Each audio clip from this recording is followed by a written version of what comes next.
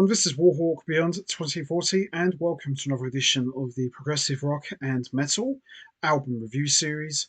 And today I'm going to be taking a look at a brand new 2024 release from a new band in the progressive metal genre, and this is their debut recording for Inside Out Records, Whom Gods Destroy Insanium.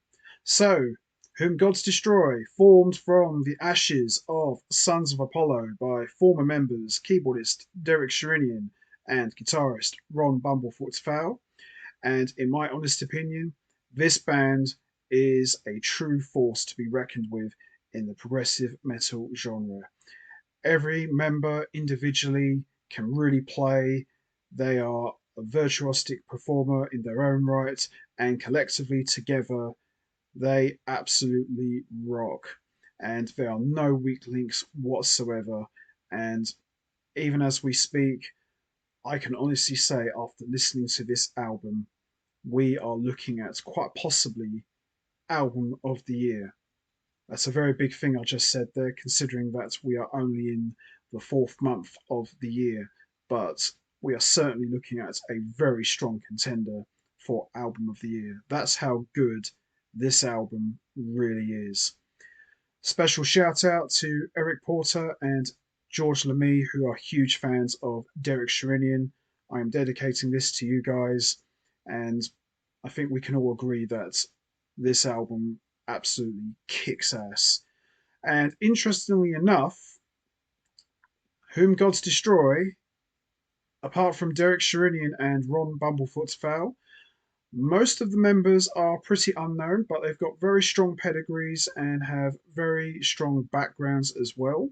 So, Whom Gods Destroy is comprised of Derek Sherinian on keyboards, Ron Bumblefoot Thal on guitars, Dino Jelusick on vocals, who, by the way, is an absolute badass singer.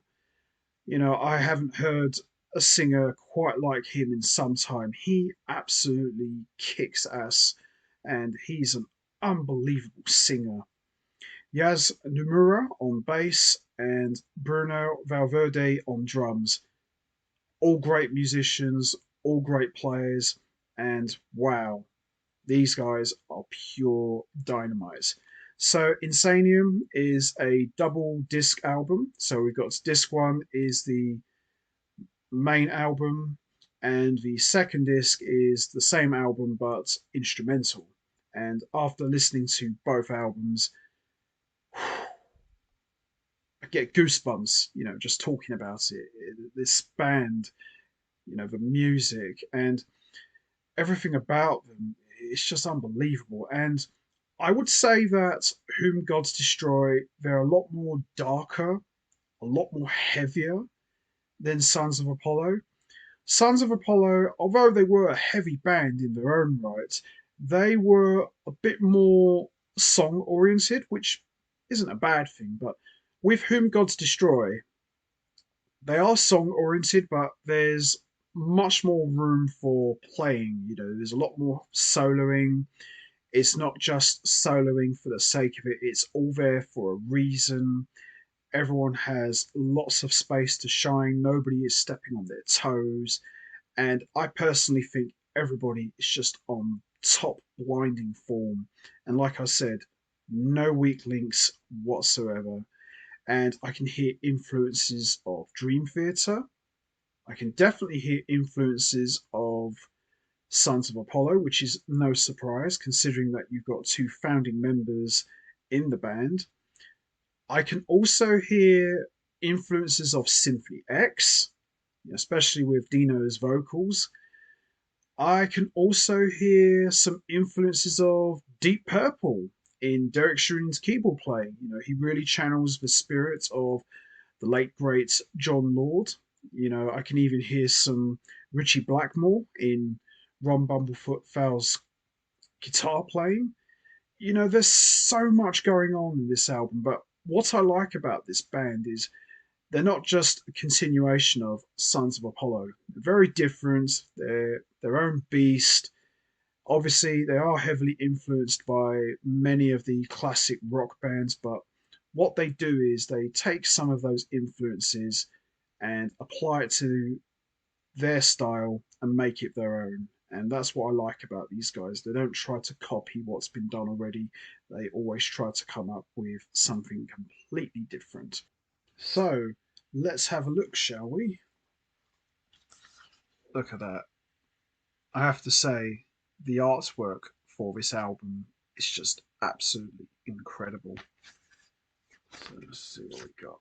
So we got the lyrics and we've got like the picture to match the song as well.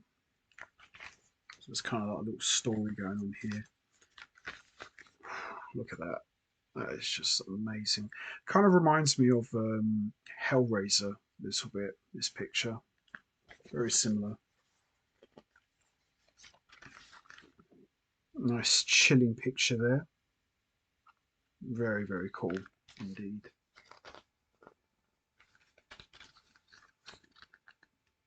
You can definitely feel some sadness in this picture. Really, really cool. This is absolutely gorgeous as well. So as you can see, as we go along here, the lyrics kind of go with what's going on in the picture.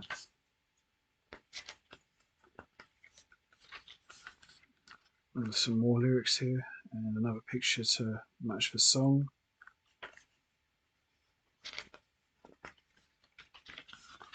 There we are. Very, very impressive artwork, if I do say so myself. And look what we got here. Nice. Almost like you got the entire world in your hands. And there's Whom Gods Destroy, rocking it up as only they can. Unbelievable band. Really looking forward to seeing them live when they do come here. I like the statue here as well. Very, very ominous. And there's Dino. Fantastic singer. Certainly one of the best singers I've heard in quite a while. He really, really knows how to sing. Bumblefoot, what more can you say really? The guy is a monster guitar player.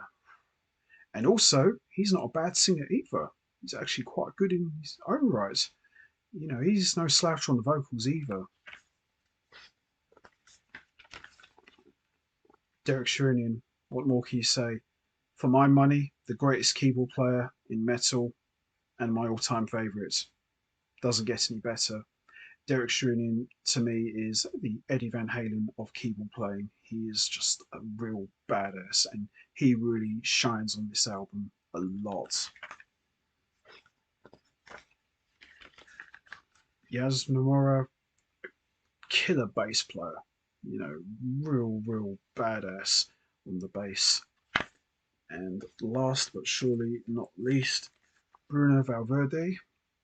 Certainly equally as good as Marco Miniman. You know, certainly on that level. He is an absolute powerhouse on the drums, and you know, he's an absolute machine.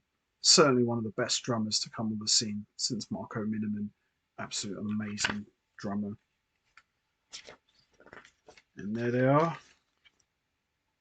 The badasses themselves. Love it. A great shot of the guys.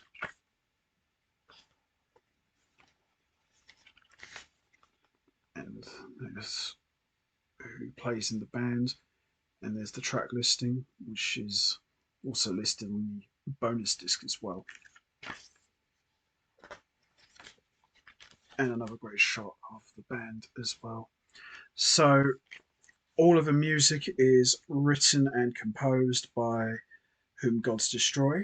So we've got In the Name of War, which is a real dynamite opener. Absolutely incredible. Over Again, another great track. Just getting chills just talking about it. The Decision, another great track. Cruel, brilliant track. Find My Way Back, love that track. Kind of reminds me of like classic Deep Purple. Crucifere, another great track. Keeper of the Gates, another great track as well. Hypernova, which is like the a short but incredible instrumental. And then we've got the title track, Insanium, which is broken up into like three parts. We've got Home for All, Abandoned, and then the Reprise.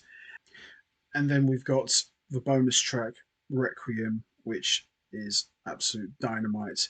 And then on the bonus disc, which is pretty much the same as the first disc, but it's just completely instrumental. Both discs very different, but they both sound the same. But the instrumental disc is absolutely incredible. But I think both discs sound equally as good as the other. And the bonus disc, when you listen to it without the vocals, at times I can sometimes hear a little bit of Planet X, which is no surprise because Derek Sherinian's keyboards has a very large presence and he can really shred it up like a guitar player on the keyboards. And like I said earlier, he is the Eddie Van Halen of keyboard playing. He can really burn it up like a guitar player too. And Bumblefoot and Sherinian, collectively together, they match up very, very well. And I'm really pleased that they decide to stick to working together and, try and do something on their own. And they really have delivered. And this band, this album in particular, doesn't disappoint. It really delivers. Every song from start to finish packs a punch. All of the guys in the band, they really come up to you and just punch you straight in the mouth and let you have it. And that is exactly what you get here with this album and the material. So the standout tracks for me is In the Name of War, Over Again, Find My Way Back, the title track Insanium, and Hypernova. But the whole album, both discs, is just absolutely fantastic. I'm going to say that the standout guy on this album, aside from Derek Sherinian and Bumblefoot, I would say is Dino. Dino is an amazing singer, and at times he sounds like James LeBrie from Dream Theater.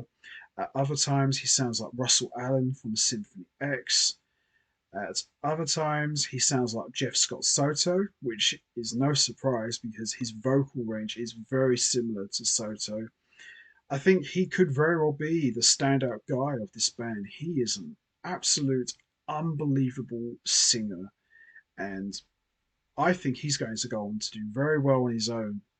He can really sing, the harmonies, he can nail, his vocal range, everything about him. He's going to be definitely the guy to watch when these guys hit the road and do some live shows. He's got such a presence to him.